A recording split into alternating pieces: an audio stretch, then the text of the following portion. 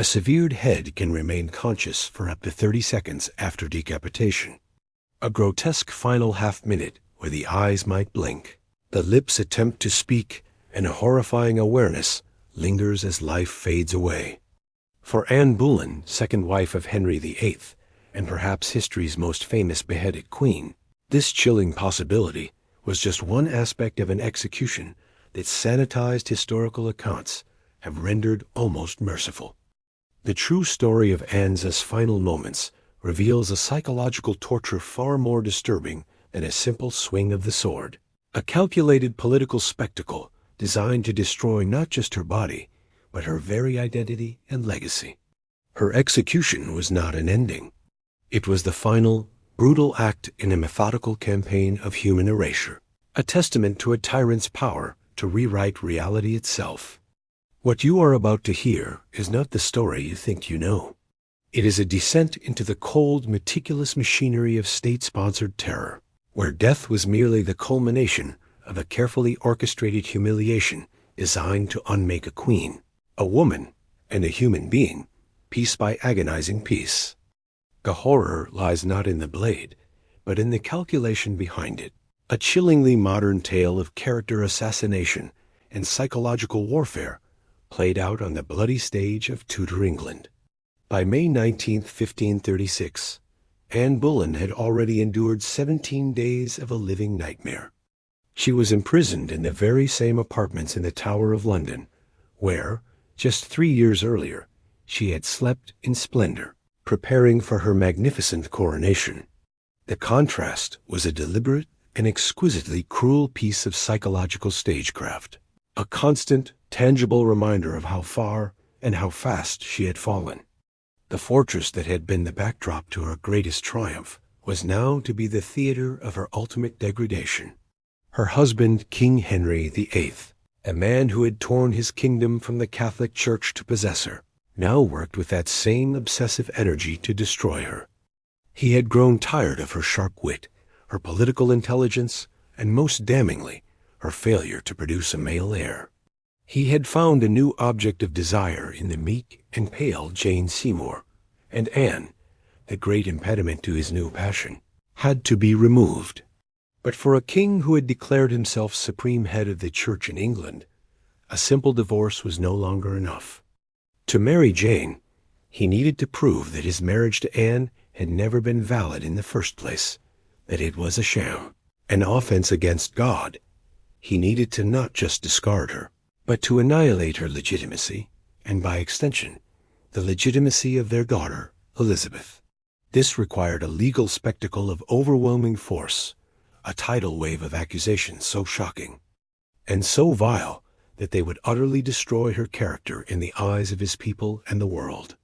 The fall was swift, brutal, and orchestrated with chilling precision by the king's chief minister, Thomas Cromwell, a man who had once been Anne's ally, but whose survival depended on his absolute loyalty to Henry's shifting desires. The charges leveled against her were a grotesque work of fiction, a pornographic fantasy designed to provoke maximum public revulsion. She was accused of adultery with 5 men, including a court musician, her closest friends, and most monstrously, her own brother, George Boleyn, Lord Rochford. This charge of incest was the masterstroke of the indictment, a crime so fundamentally abhorrent that it placed her beyond the pale of human sympathy. It painted her not as a flawed woman, but as a creature of unnatural depravity, a witch who had bewitched the king and defiled the royal bed. She was also charged with high treason for conspiring to kill the king and for mocking his person and his poetry. The evidence was non-existent, cobbled together from coerced confessions extracted under torture from the accused men, and the whispered, self-serving testimony of court enemies. It was a show trial in its purest form, a legal farce whose verdict was written before the first witness was called. The purpose was not to discover the truth, but to manufacture it. Henry and Cromwell were engaged in a campaign of state-sponsored gaslighting on a national scale, creating a new reality in which Anne was a monster who deserved not just death, but the most humiliating end imaginable. This relentless assault on her identity was the first stage of her execution, a process of psychological dismantling that began long before she ever mounted the scaffold. While imprisoned in the Tower, Anne Boleyn was subjected to a sustained campaign of psychological torture. Her execution date was scheduled, then postponed, then scheduled again. A cruel cat-and-mouse game designed to keep her in a perpetual state of anxiety and to break her spirit. This uncertainty, the constant oscillation between hope and despair, is a recognized technique of modern torture, a way of unmooring the victim from reality. She was isolated, her friends and supporters arrested or too terrified to help. Her every word was recorded by her female jailers, who were spies for the government, their feigned sympathy a mask for their true purpose. Her private conversations with the Constable of the Tower, William Kingston, were reported directly to Cromwell, her moments of despair and confusion twisted and used against her. Witnesses from this period, including Kingston himself, reported that Anne's mood swung wildly. At times, she was paralyzed by terror, weeping and lamenting her fate. At other times, she seemed almost unnaturally cheerful, laughing and making jokes about her impending death. She famously quipped that she would be known as Queen Anne Lackhead and that the executioner would have an easy job, for she had a little neck. This has often been interpreted as courage, a sign of her defiant spirit. But from a modern psychological perspective, it is more likely evidence of dissociation, a defense mechanism triggered by extreme trauma. Her mind was fracturing under the unbearable pressure, escaping into moments of gallows humor to protect itself from the full, crushing weight of her horrifying reality. She was a woman being systematically unmade, her sense of self eroded by fear, isolation, and the relentless drumbeat of the monstrous lies being told about her. The king's final, calculated twist of the knife was the decision to bring an expert swordsman from Calais, a French territory then under English rule, to perform the execution. This has often been presented, both by Henry's propagandists at the time and by some romantic historians since, as an act of mercy. A sword, it was argued, was a swifter and more noble instrument of death than the clumsy and brutal English executioner's axe, which often required multiple, hacking blows to sever a head. This narrative of a compassionate king granting his condemned wife a dignified end is a deliberate and cynical falsehood. The choice of the swordsman was not about mercy. It was about theater. It added another layer of strangeness and spectacle to the proceedings. It was an exotic, foreign flourish, a detail that would make the execution even more memorable and talked about. It also served to further isolate Anne in her final moments. She would not face death at the hands of a familiar English executioner, but a complete stranger, a specialist in death imported specifically for her. This decision underscored the extraordinary nature of the event. This was not a common execution. This was a unique, bespoke performance of royal vengeance, and every detail was being carefully curated for maximum political and psychological impact. It was Henry's way of demonstrating his absolute power, his ability to orchestrate every single detail of her destruction, right down to the nationality of her killer and the type of blade that would end her life. The so-called mercy of the sword was, in reality, the ultimate expression of his cold, controlling, and narcissistic rage.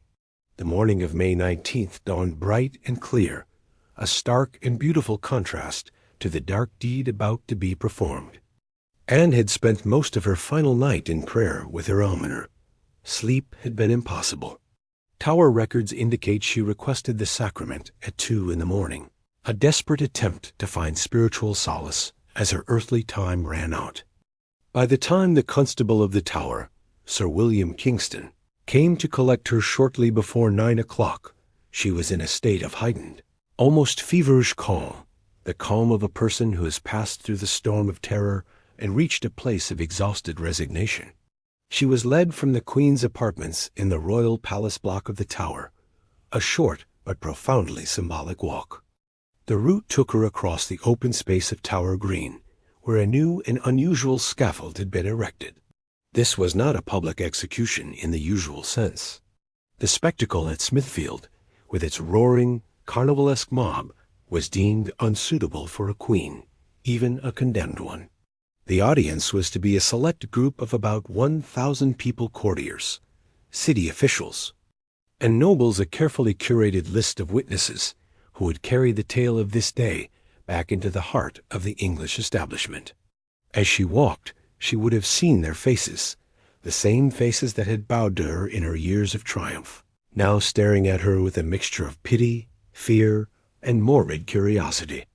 They were there to witness her fall, to learn the lesson that Henry intended to teach, that no one, not even a crowned queen, was safe from his wrath. The scaffold itself was another piece of calculated humiliation.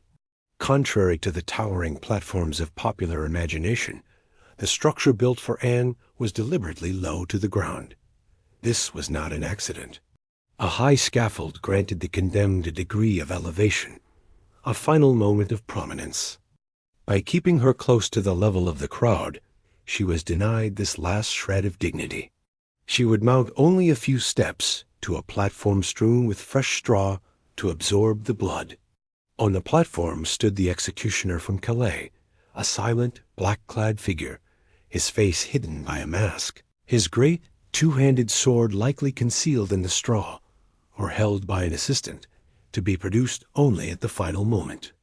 The air was thick with a tense, unnatural silence, the normal sounds of the city, muffled by the stone walls of the tower.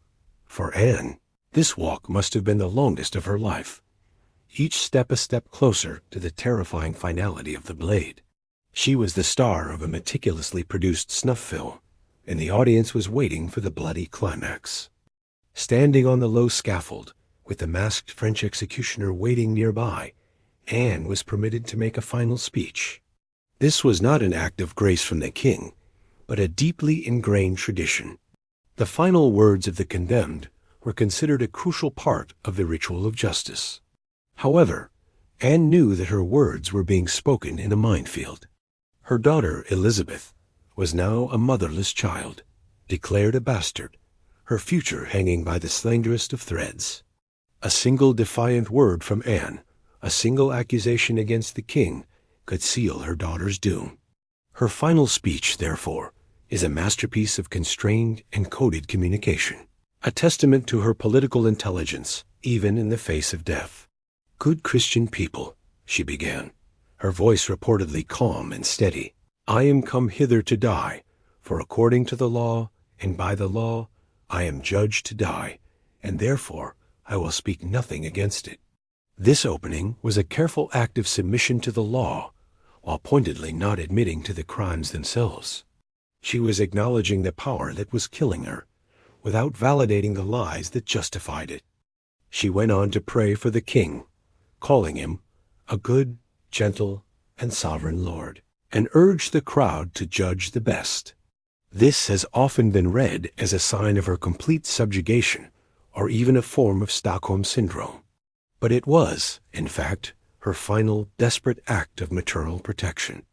By praising the tyrant who was murdering her, she was attempting to appease him, to soften his heart towards the daughter she was leaving behind. It was a hostage statement. Every word was chosen with Elizabeth's survival in mind. She was performing the role of the penitent, obedient queen, a final, bitter piece of theater played for an audience of one. The king, who would receive a full report of her every word and gesture. Her speech was not an expression of her true feelings. It was the ultimate act of self-censorship, a mother's love fighting its way through a script written by her killer. After her speech, she prepared for the end. Her ladies, weeping, removed her ermine-trimmed mantle and her headdress, revealing the long, elegant neck that she herself had joked about. She tucked her hair into a cap to keep it clear of the sword's path. She then knelt, not placing her head on a block in the English fashion, but upright in the French style. This posture, while considered more dignified, was also more challenging for both the condemned and the executioner. It required immense physical and mental control from Anne to remain perfectly still, and it demanded a higher degree of skill from the swordsman to deliver a clean, horizontal cut. A blindfold was tied around her eyes. This was not solely an act of mercy to spare her the sight of the blade. It served a crucial practical purpose. It prevented her from seeing the executioner pass final movement and flinching at the critical moment, which could result in a horribly botched stroke. Blind and kneeling, she began to pray aloud, her lips moving ceaselessly. To Jesus Christ, I commend my soul. Lord Jesus, receive my soul. The executioner, a man skilled in the psychology of his trade, reportedly used a final, cruel piece of misdirection. He called out, "Boy, bring me my sword," causing Anne to momentarily turn her head in the direction of the voice. In that instant of distraction, he swept the great sword, which he had held concealed, in a silent, perfect arc. The sound would have been a soft, almost imperceptible swoosh, followed by a sickeningly dull thud as her head fell onto the straw. It was over in less than a second. But the horror was not. The decapitated head, its eyes and lips still moving with residual nerve impulses, was held aloft by the executioner by its long, dark hair.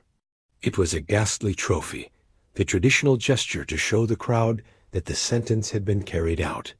Several witnesses were said to have fainted at the sight, the grim reality of the act shattering the theatrical tension. The Queen was dead. The spectacle was complete. But Henry's final act of contempt was yet to come. The ultimate testament to the king's calculated cruelty and utter disregard for Anne Boleyn, even in death, is found in the simple, horrifying detail of her burial. No coffin had been prepared for her. In the rush to stage this grand spectacle of royal vengeance, the basic, common decency of providing a proper container for the Queen's remains had been completely overlooked. It was not an oversight. It was a statement. It communicated, more powerfully than any edict, that she was no longer a person deserving of respect. She was an object, a piece of refuse to be disposed of. As her severed head and body lay on the blood-soaked straw of the scaffold, her weeping ladies-in-waiting were forced into a frantic, undignified scramble to find something, anything, in which to place their mistress's remains. They eventually located an old, empty arrow chest from the Tower's armory. This narrow, utilitarian box, designed to hold instruments of war, became the final, ignominious coffin for a crowned Queen of England. The symbolism is as brutal as it is heartbreaking. She, who had been the target of Henry's political arrows, was now contained by them. Her ladies carefully placed her head and body inside the chest. The scene is one of almost unimaginable pathos. These terrified women, themselves under suspicion, performing a final tender act of service amidst the horror and chaos, their grief a stark contrast to the cold indifference of the state. She was then hastily buried in a nearby chapel within the Tower walls, St. Peter ad Vincula, which was already the resting place of other notable traitors executed on Tower Green. There was no pomp, no ceremony, no proper Christian funeral. She was interred in an unmarked grave, her location unknown for centuries, as though Henry hoped that by burying her in obscurity, he could erase her from history itself. This act of erasure was a deliberate and systematic policy.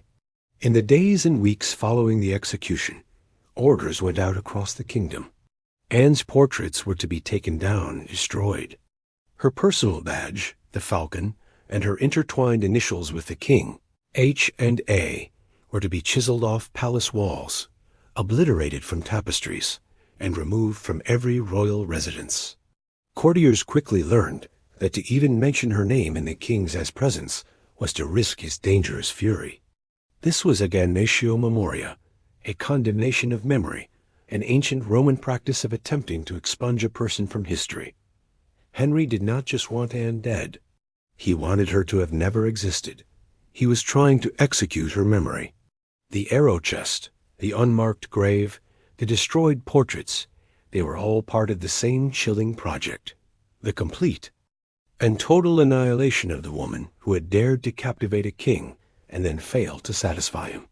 The psychological shockwaves of Anne's execution radiated outward from the scaffold, creating a climate of fear and paranoia that permeated Henry's court for the remainder of his reign. The spectacle was a lesson, and it was a lesson that was learned well. It demonstrated, in the most visceral way possible, that loyalty was a fragile shield and that the king's favor was a fleeting and dangerous commodity. No one was safe. The men who had been her allies, like Thomas Cromwell and Thomas Cranmer, had been forced to participate in her destruction to save their own lives. They had seen firsthand how quickly the king could turn, and this knowledge would inform their every move in the treacherous years to come. For the women of the court, the lesson was even more chilling. Anne's crime, in essence, had been her failure to produce a son and her refusal to be a passive, silent consort. Her execution was a terrifying reassertion of patriarchal authority. It sent a clear message to all women, including her successor, Jane Seymour, about the perils of stepping outside the prescribed roles of wife and mother. The ideal queen was now one who was meek, obedient, and above all, fertile with male children. Any display of political ambition or independent thought could now be interpreted as treasonous. The trauma was most acute for those who were forced to be intimate witnesses to the horror. Anne's ladies-in-waiting, who had served her in her glory and stayed with her in her despair, had to perform the final grisly task of cleaning her severed head and body and placing them in the arrow chest. These women, themselves terrified of being implicated in the Queen's alleged crimes, had to handle the warm, bleeding remains of their friend and mistress while maintaining their composure in front of the gloating officials. The psychological toll of such an experience is unimaginable. It is no wonder that several of them reportedly suffered from nightmares for years afterward, and at least one retreated from court life altogether, entering a convent to escape the memory of what she had seen. The execution of Anne Boleyn was not just the killing of one woman. It was the traumatizing of an entire political class, a brutal lesson in the nature of absolute power that would leave a permanent scar on the psyche of the Tudor court.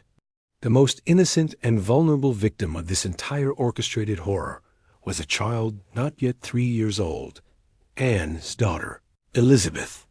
With a stroke of the executioner's sword, she was rendered motherless.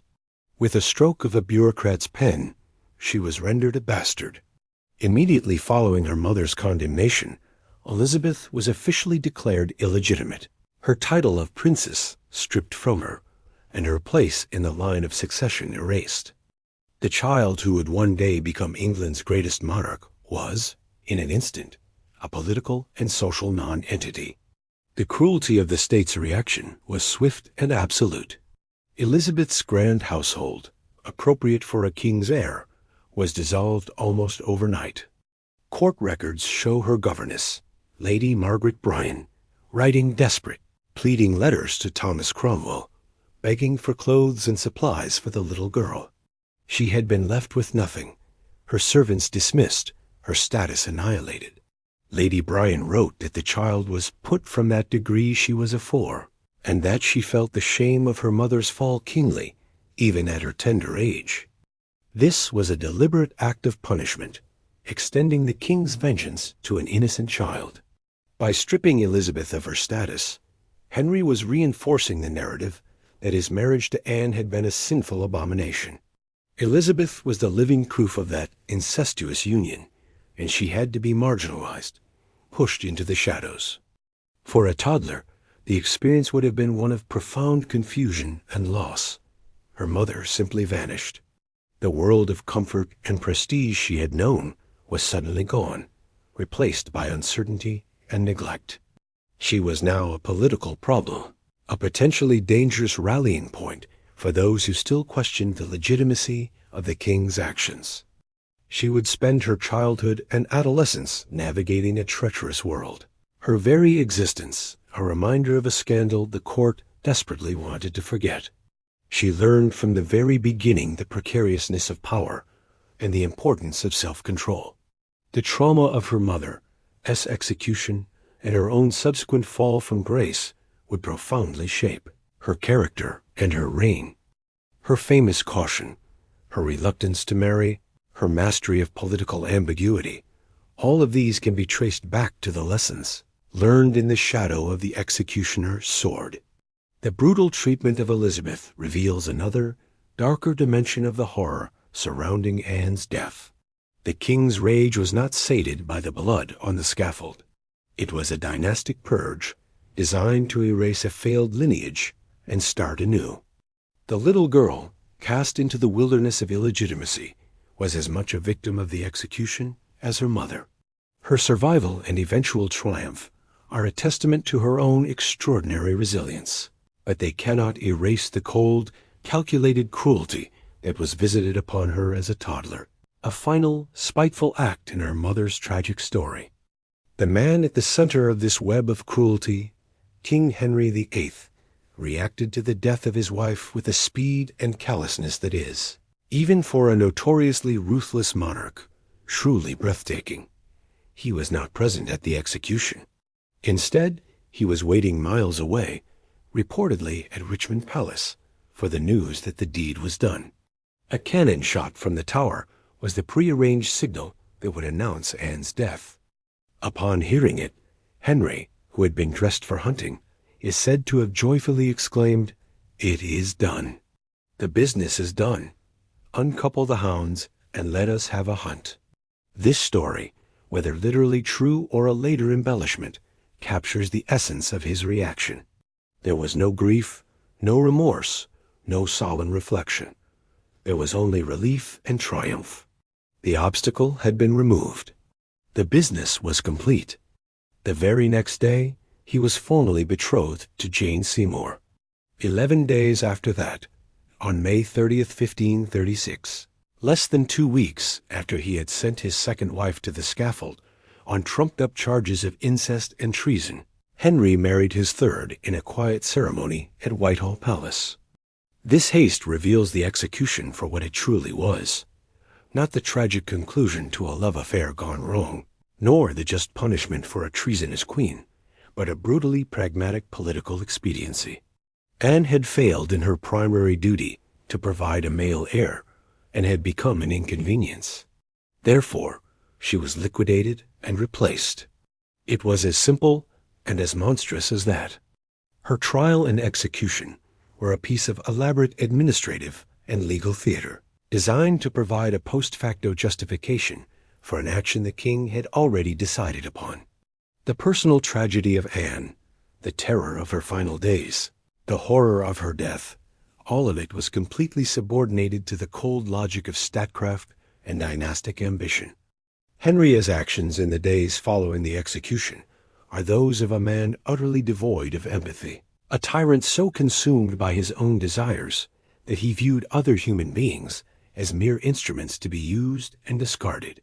His ability to compartmentalize his actions, to orchestrate the brutal murder of a woman he once claimed to love so much he broke with Christendom for her, and then to celebrate his new marriage just days later, speaks to a profound and chilling psychological state. Some modern historians and psychologists have posthumously diagnosed him with narcissistic personality disorder, and his behavior surrounding Anne's fall certainly fits the profile. A grandiose sense of self-importance, a need for constant admiration, a complete lack of empathy, and a readiness to exploit others to achieve his own ends. He had constructed a reality that revolved entirely around his own will, and anyone who contradicted that reality had to be not just defeated, but erased. The speed with which he moved on was the final insult, a clear demonstration to his court and his country that the Queen was utterly disposable her life and death, a minor unpleasant piece of administrative work now happily concluded. While Anne Boleyn was the central victim, the horror of May 1536 was not a singular event. It was a coordinated purge, a judicial massacre of 6 people, all convicted on the same fabricated evidence. To fully grasp the scale of Henry and Cromwell's tyranny, we must remember the 5 men who were sent to their deaths 2 days before Anne, their executions a necessary and brutal prelude to hers. They were Sir Francis Weston and William Brereton, gentlemen of the Privy Chamber. Sir Henry Norris, the groom of the stool and one of the king's closest friends. Mark Smeaton, a court musician of low birth. And most tragically, George Boleyn, Lord Rochford, Anne's own brother. Their trial was as much a sham as Anne's. Mark Smeaton, the musician, was the only one to confess to adultery with the Queen, and he did so only after being subjected to horrific torture. The aristocratic men, protected by their status from the rack, all maintained their innocence and the Queen's honor to the end. But their denials were irrelevant. The state needed guilty parties to build its case against Anne, and these 5 men were the chosen sacrifices. Their executions, on May 17th, took place on Tower Hill, in full public view. Unlike Anne's more private affair, this was a traditional, brutal spectacle for the London mob. The method was the standard punishment for treason. Hanging, drawing, and quartering was the initial sentence, though the king, in a display of theatrical mercy, commuted it to a simple beheading. George Boleyn, facing the crowd from the scaffold, delivered a powerful and moving speech. He acknowledged his sins as a courtier, but steadfastly refused to admit to the specific crimes for which he was condemned, cleverly preserving his sister's honor while submitting to the king's judgment. He died bravely, as did the other 3 noblemen. Their deaths served a crucial legal and political purpose. By executing them first, the state established the facts of Anne's adultery and treason before she herself was even tried. Their convictions were now a matter of legal record, making her own condemnation a foregone conclusion. It also prevented any possibility that their final speeches might contain a powerful and convincing defense of the Queen that could sway public opinion. It was a carefully timed sequence of judicial murder. The inclusion of her brother George was the most diabolical element of the entire plot. The charge of incest was designed to be so shocking, so fundamentally unnatural, that it would poison the public mind against the Boleyn family entirely. It was a lie of stunning depravity, aimed at destroying not just Anne, but her entire faction. It transformed a political purge into a tale of Gothic horror, a narrative so vile that it justified any and all acts of state violence in response. The deaths of these 5 men are not a footnote to Anne's story. They are an integral part of its horror. They reveal the true scope of the king's paranoia and Cromwell's ruthless efficiency. This was not about one problematic queen. It was about the complete and total annihilation of any perceived threat to the king's will, a brutal clearing of the decks to make way for a new wife and a new line of succession. The 5 severed heads, displayed on pikes on London Bridge, were a grim overture to the main event 2 days later, a stark public warning of the fate that awaited anyone, male or female, who displeased the king. The sanitized, romantic version of Anne Boleyn's death, a tragic queen meeting a swift and dignified end, is a historical fiction that serves to obscure the calculated, systematic nature of her destruction. The true horror of her execution lies not in the single, clean stroke of the French sword, but in understanding it as the culmination of a comprehensive campaign of psychological warfare and character assassination, orchestrated by a paranoid tyrant. From a modern perspective, what was done to Anne can be seen as a case study in state-sanctioned gaslighting. The state, embodied by the king and his chief minister, manufactured a completely false reality, using its immense power to make that reality legally and socially true. The charges against her were so outlandish, so disconnected from any credible evidence, that they would be dismissed instantly in any modern court of law. Yet, through the strategic use of torture to extract a single, crucial confession, the control of all official narratives, and the sheer, overwhelming force of royal authority, Henry's government successfully convinced much of the population that their queen was a monster who deserved her fate. This manipulation of reality itself is perhaps the most horrifying aspect of her execution. It demonstrates how power can not just punish dissent, but define truth, The process was a methodical unmaking of a person. First, her reputation was destroyed through a campaign of lurid slander. Then, her support network was dismantled by the arrest of her friends and brother. Then, her psychological defenses were eroded through the terror and uncertainty of her imprisonment. Her legal identity was erased in a show trial. Finally, her physical body was publicly destroyed, and a concerted effort was made to erase her from the historical record. This was not a moment of passion. It was a cold, bureaucratic process of annihilation. The story's enduring fascination lies in this very contradiction. Henry VIII, with all the power of the state at his command, tried to execute a memory. He used every tool at his disposal: law, religion, propaganda, and brute force to wipe Anne Boleyn from the pages of history. And yet he failed spectacularly. In fact, the very extremity of his cruelty, the theatricality of his vengeance, is what ensured she would become one of the most famous and compelling figures in history. His attempt to make her a symbol of treason and depravity backfired, transforming her into an enduring symbol of victimhood, martyrdom, and the abuses of absolute power. The arrow chest, meant to be a final, contemptuous insult, has become one of the most poignant symbols of her tragedy. The French swordsman, intended to be a display of Henry's bespoke cruelty, is now remembered as the one small, unintended mercy in a sea of malice. The story of Anne Boleyn's execution is a chilling lesson that resonates uncomfortably in our own age of fake news and information warfare. It is a testament to the fact that power, when threatened, will often resort to the destruction of truth as its primary weapon. It shows how a narrative, no matter how false, can become a lethal instrument when wielded by those in authority. Anne's final tragedy, and her ultimate triumph, is that despite Henry's best efforts to write her out of the story, the sheer horror of her ending made her the story. A story that continues to haunt and fascinate us, a permanent warning about the fragility of truth in the face of absolute narcissistic power.